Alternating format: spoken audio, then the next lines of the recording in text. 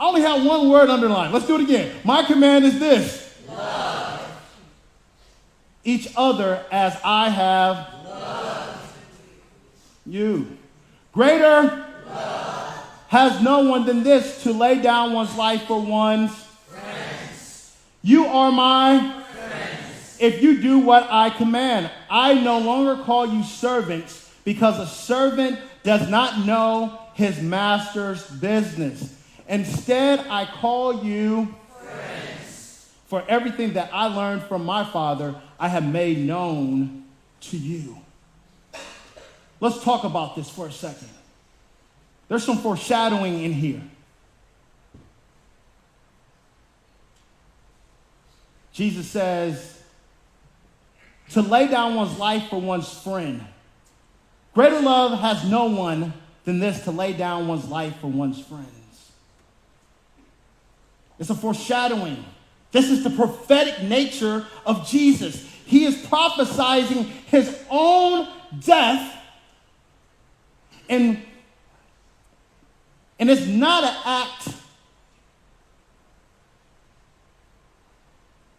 that should be taken as, it's an act that should be taken as love.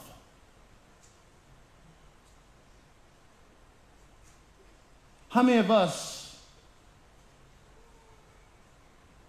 can say that we love our friends like that? But I love what he says. He says he calls us friends. This is echoing back to Abraham, who God had called friends. But what I find very interesting in this is I no longer call you servants, because a servant does not know his master's business. What I'm telling you right now, there's false teachers, there's false prophets, there's false people in the world who are claiming that they know who Jesus is. They're performing miracles in his name. And guess what? People are getting healed.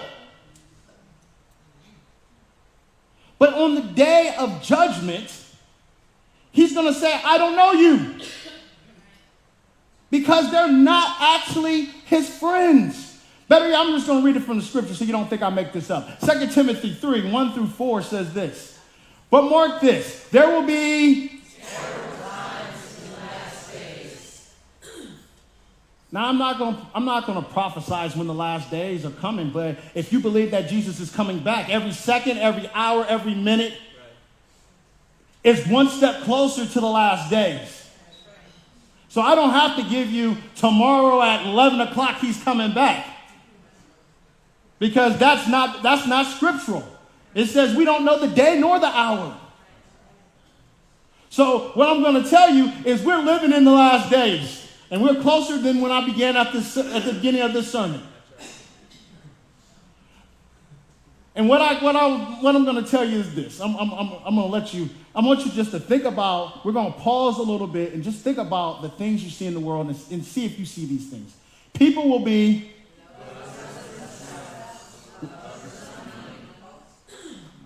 lovers of selves, lovers of money. They're going to be what? Boastful, proud, abusive. Oh, y'all feel the spirit moving.